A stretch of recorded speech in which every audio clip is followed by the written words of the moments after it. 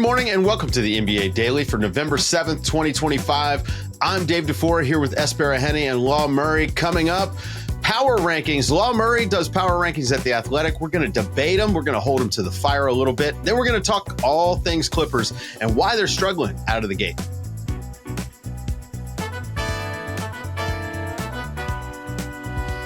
Good morning, everybody. What's up, guys? Law Murray joining me and S live from Morning. Phoenix. Only one game on the schedule on Thursday night is kind of weird. It is weird. Yeah. Not sure how that happened. They wanted a blank slate for the Bradley Beal revenge game, right? That's what it was. That's what they wanted. Okay, so here's why you get weird scheduling like this. Number one, it's Thursday during NFL season. So the NFL has, I don't even know who's playing Thursday night. I'm pretty sure the Denver Broncos are. Shout out to them. They're playing well. The NBA likes to duck the NFL. So that's one reason. Number two, you have the NBA Cup. They want to avoid teams playing second night of back-to-backs. And I'm pretty sure that the Suns and the Clippers are not playing a Friday, an NBA Cup. And there's an 11-game slate because they want to make sure you get all of those colors and that prime attention. So that's two big reasons right there. And then these teams are also next to each other. You know, they're going to play again on Saturday at Intuit Dome. So it's like, if y'all really want to watch hoops, here you go. Here's your one game for the night instead of taking the night off. Law, I want to talk about power rankings. You've been doing power rankings over at The Athletic for a while now, and I want to give you the tip of the cap, because when I was looking at your power rankings before the show today, it's hard for these things to last two nights, much less the whole week. And, as we look at them on a Friday, they're looking pretty good. I mean, obviously, sitting at number one, you get the Oklahoma City Thunder. We just saw them lose their first game of the season, but, they were missing a bunch of guys. I mean, second night of a back-to-back, and they almost won against a pretty scrappy Trailblazers team. And I actually am going to start with the Blazers because you have them 10th coming into the week. And I would have argued on Monday, that's a little bit premature. But now that we're looking back on the week, Blazers definitely look like a top 10 team right now. Yeah, I got to see they're the teams that I get to see in person. I'm going to have stronger thoughts on. Okay. Which means if you play well, I'm probably going to be really introspective into why things are working. And if you play poorly, then it's going to be a stain.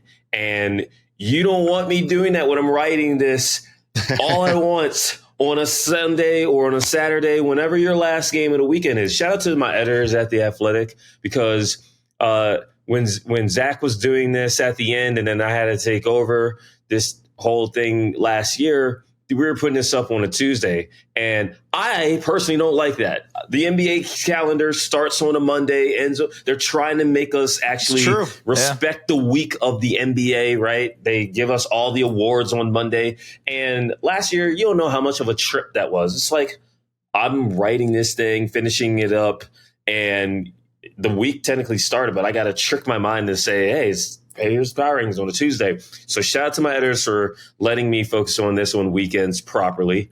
And then second, it's like, did you just thank someone for allowing you to work on the weekend? Well, we gotta have a conversation after the show. We're gonna talk about this either way. Exactly. The games will be played. Y'all don't want to know what time I file this. So there's that. We are continuing to progress towards balance, especially considering I cover a bunch of NBA teams right now. But how did the Blazers get in the top 10, man? The Blazers how'd you get them there? The Blazers got in the top 10 because I saw them play twice. I saw how they were playing. They make sense. Forget the scandal. I know I led off with that in my blurb for the Blazers. My analysis of Portland was like, hey, just so you know, the guy who is running their training camp is not there. So there's that. But they're a team that makes a lot of sense as far as how they want to defend and who they're playing through offensively. I think I've shared that I'm a fan of how Denny Avdia played last year, and I was like, your offense should be built around him. I'm shocked that not only is Denny doing as well as he is, but Drew Holiday is having a revelation of a season as a true point guard in tandem with Denny Avdia. So it's like you have a big team, young, energetic, outside of, Holiday, but Holiday is re-energized. And I was just like, out of all these teams, and I don't like a lot of teams at the top anyway, they look pretty good, and I'm going to note that. And if they drop, they drop. We'll note that too. Yeah, they look like they are such a defensive juggernaut, and I wonder how long this lasts, just because that pressure is hard to play for 82 games. Like the style that they're trying to have for this entire season is going to be strenuous, but at the same time, if you have the bodies to do it, if you have the depth to do it, that's a team to look at. Another team that's trying to figure out their identity but successful, and also another young team you threw in the top 10. The Chicago Bulls. Yeah. Josh Giddey playing well. The depth is, actually performing to a level that honestly exceeded my expectations. Do you think the Bulls can stay in your top 10 for a little bit longer? You know what? Coming back from down 24 to a team that I ranked above them is certainly going to help. I'll tell you that much. So shout out to our guys, Andrew, Schlecht, Alex Spears. We did that little pod where we look at what the over-under, the win totals were for the teams that were really bad. And we were like, hey, who do we think will be your surprise team? The Bulls were like 37 or something, right? Yeah, and, that's reasonable because, just look at the Chicago Bulls over the last few years.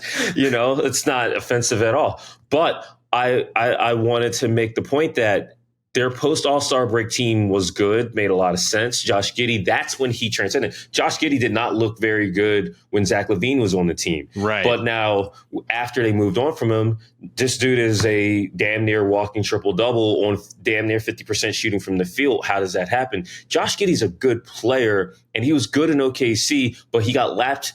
It wasn't about Shea and Josh Giddey. It was about J-Dub's ascension. J-Dub is what put Josh Giddey in a poor spot because the loss of touches took too much away from his game. That's a guy who he needs the ball in his hands to be the best version of himself, and you can't trick him into thinking, hey, you can be a 3-and-D guy. Yeah, you don't really want Josh Giddey to do that. You're seeing what the best version of Giddey is, and I'm interested to see what happens. And I noted this because I have a theme. Every power ranking, some of the themes are better than others, but this is a theme I look forward to because you guys know I look at rotations heavy when teams are building during the offseason and especially in the preseason and coming out to start the regular season. Kobe White's not there.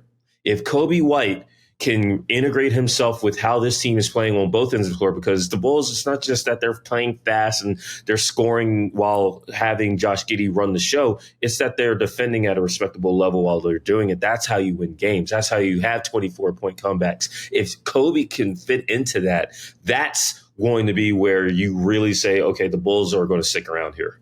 I'm calling it, by the way. Bulls are a playoff team. They're out of the play-in. They're Top going to make the six. playoffs. They're going to make the playoffs. Feels like I like it. I like it. And they're not doing anything that's not sustainable. They play hard every night and they hit some shots here and there, right? Like this is just like any other decent NBA team, but they try hard every night. I'm curious. I bounced this take around with Joel a couple days ago, but a little bit of like Pacers-lite with the way the Bulls play. How do you feel about that take? I did see that clip. Shout out to Joel. I know he's shocked about all what he's seeing right now. My man. Look, knowing Joel, he gonna be covering the championship Bulls in like 3 years. Scary. Got the Joel bump. Yeah, for real, for real. Okay, so the thing. Go ahead. So the thing with the Bulls is, they're good at taking care of the ball. They're not great. And that's a quality that the Pacers, even now with the Pacers being really unfortunate, let's just use that politically correct term. The Bulls are not really a good ball control team. What the Bulls have though is they do have a guy who is running their whole thing. And I think that identity is huge. And so I can see a little bit of it, but I think the Pacers have influenced a whole lot of teams. Even we were just talking about the Blazers. Like everyone saw people get fired and people get upset as one seeds in the playoffs. That stuff makes you really look and be like, if it works for them, it can work for us. You know, the Thunder, same thing when it comes to how all these teams are pressing 94 feet, forcing turnovers, beating the hell out of each other and daring you to throw the flag on the Legion of Boom.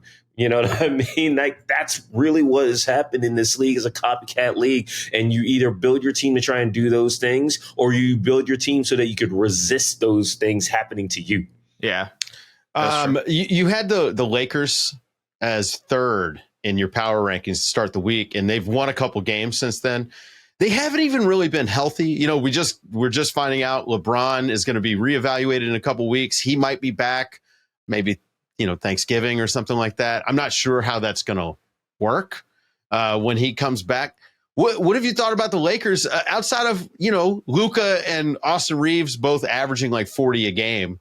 You know, what is working for them? Because they won games without those guys. Yeah, I think what's working is everyone knows their roles right now. And that fact that you brought up with LeBron is not an insignificant one.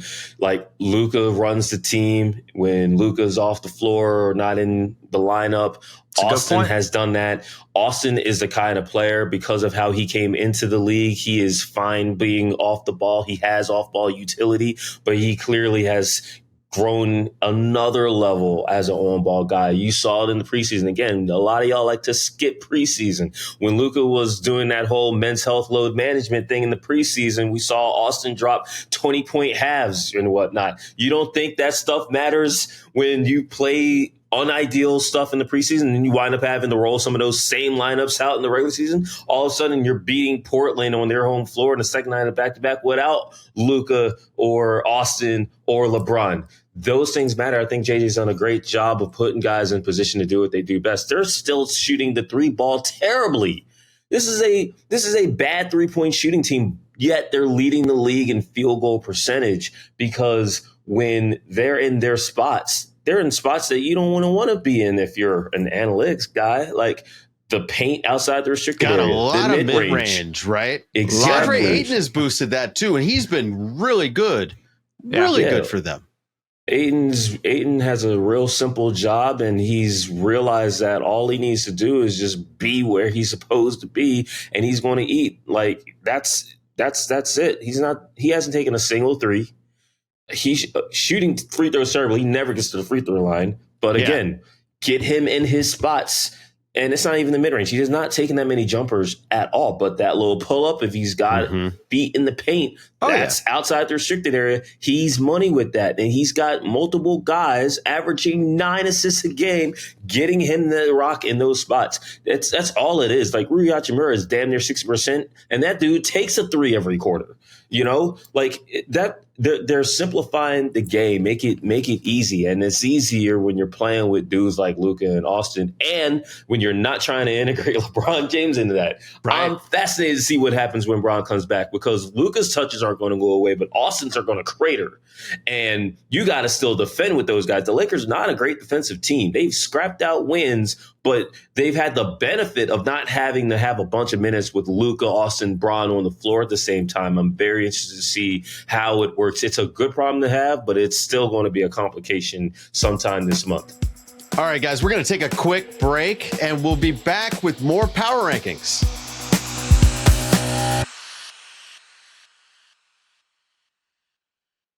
All right, we're back with Law Murray talking power rankings. My camera started working again if you're watching on YouTube.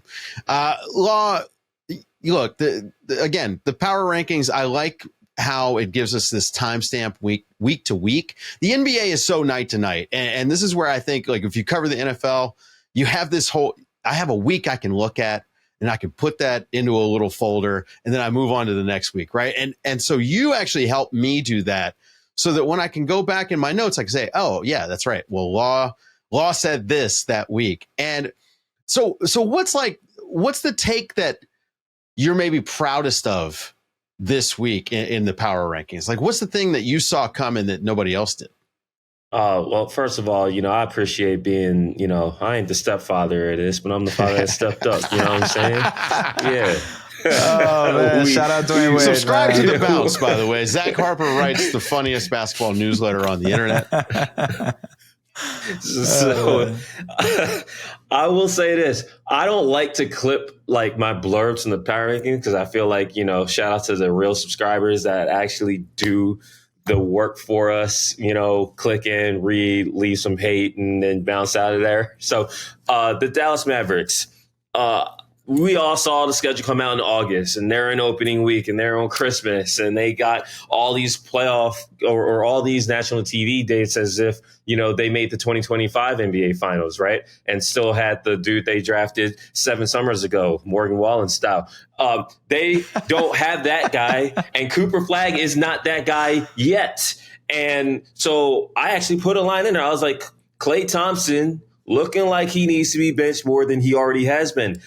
I didn't, I'm not Christian Clark, you know what I'm saying? Christian's on that beat, you know what I'm saying, and doing a great job down there.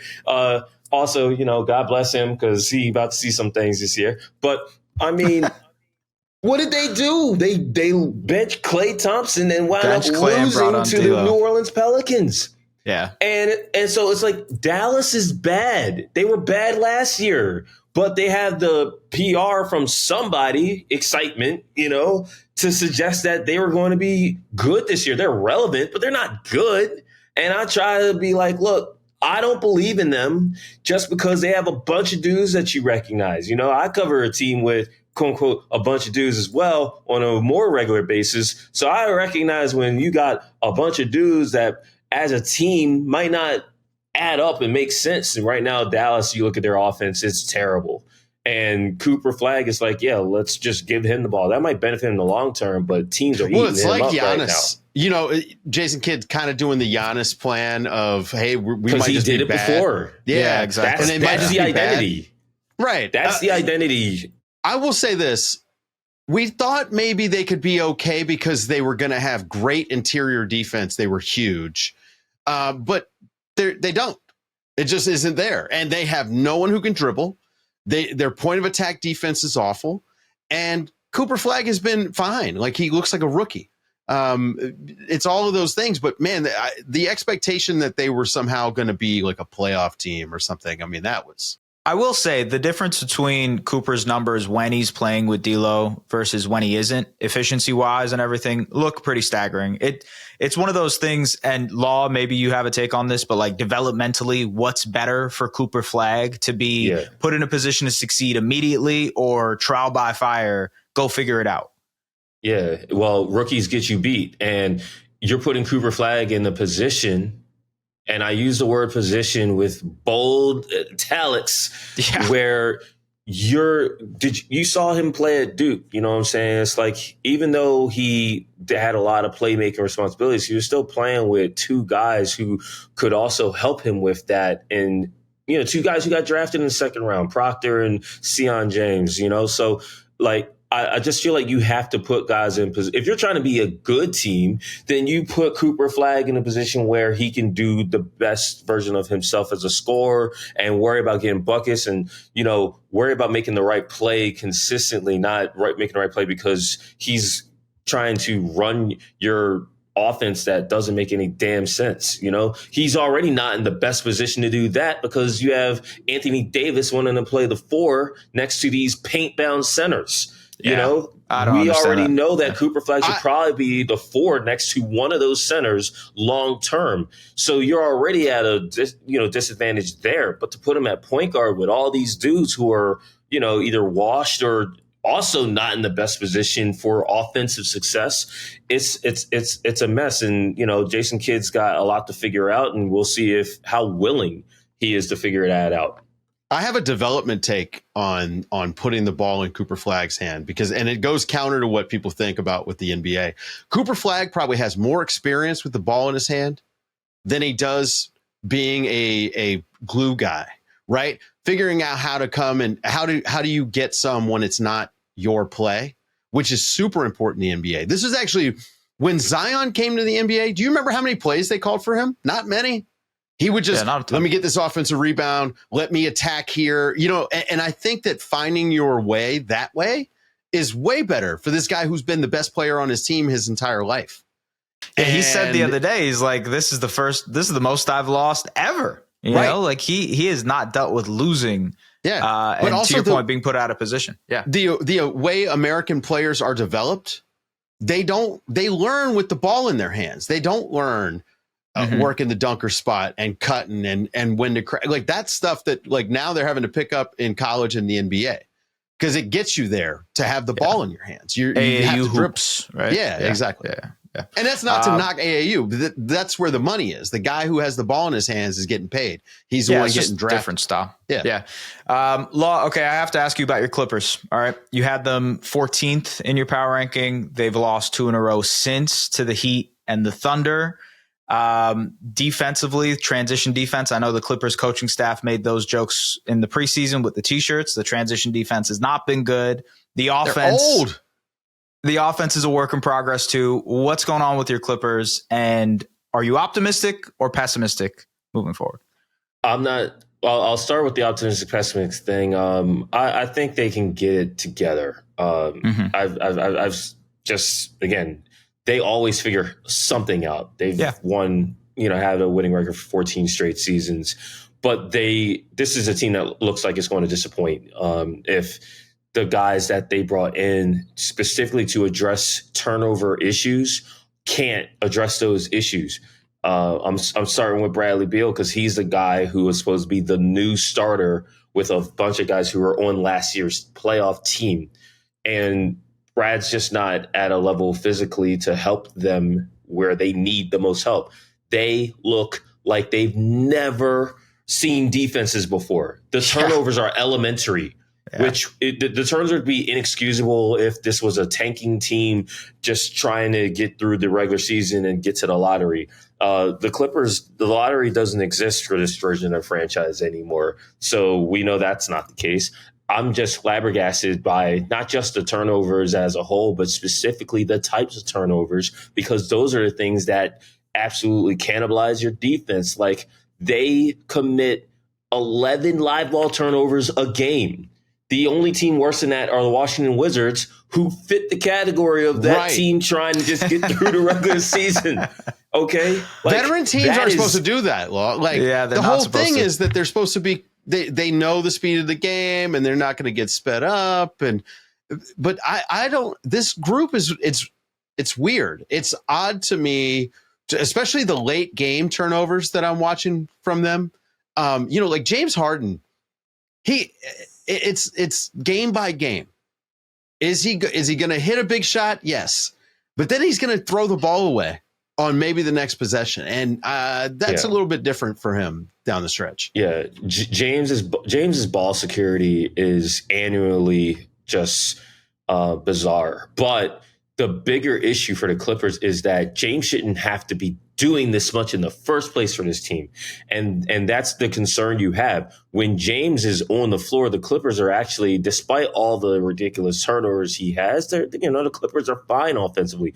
But bring that dude off the floor and they tank offensively. They're not even averaging 100 points per 100 possessions when James is off the floor. I'm very interested to see what happens Thursday night in Phoenix, which you all will know by the time this pod goes up, I'm told. And because these are the times where it's like, do you show signs of growth without your best players? And so you can't put this on. You can't even put this on lack of ball movement. The Clippers were not a heavy ball movement team last year. They're moving the ball more this year. Right. Maybe they should move the ball less because they can't pass the basketball. They're the worst assist to turnover ratio team in the league.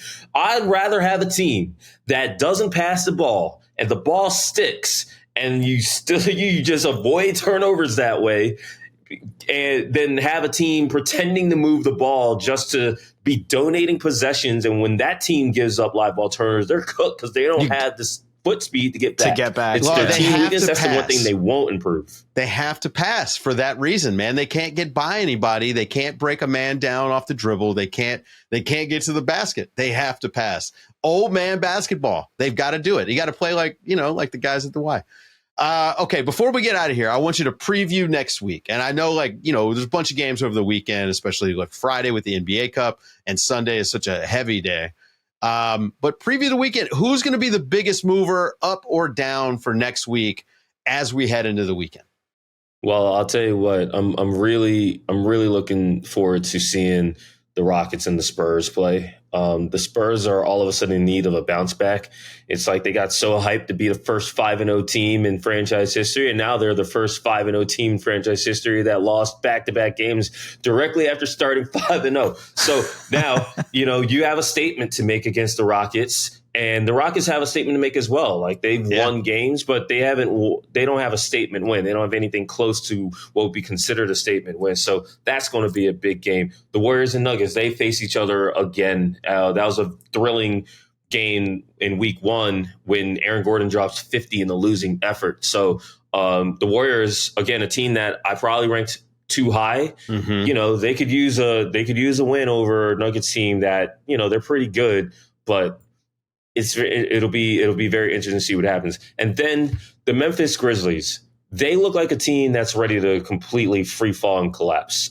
This is what happens when you have a head coach star situation this early in the year where there's a major disconnect. I don't want to talk about rotations and style of play. No, if you have the relationship to talk these things with guys behind closed doors and say the right things in the locker room and on that podium, then you can minimize the issues. Now you have issues that you didn't build this team to have certain issues. So I wonder what having the defending NBA champions coming into that building, also the team that embarrassed them in round 1, and Ja said they had figured it out when Ja, was up 25 and then fell out of the air like he usually does in the playoffs. I wonder how their response will be to end the week. They're fine in the West, apparently. They're fine in the West. Hey, are the Clippers going to trade for Ja, you think? There's no good reason for that team to do that. Yeah, we'll see. Law Murray, guys, go and read him at The Athletic. Set the alert so you know when the power rankings drop every week. We're going to try to do these more often because Law is the man. Law, appreciate you hanging out. For Law Murray and Es Baraheni, I'm Dave DuFour, and this has been the NBA Daily. Thanks for waking up with us.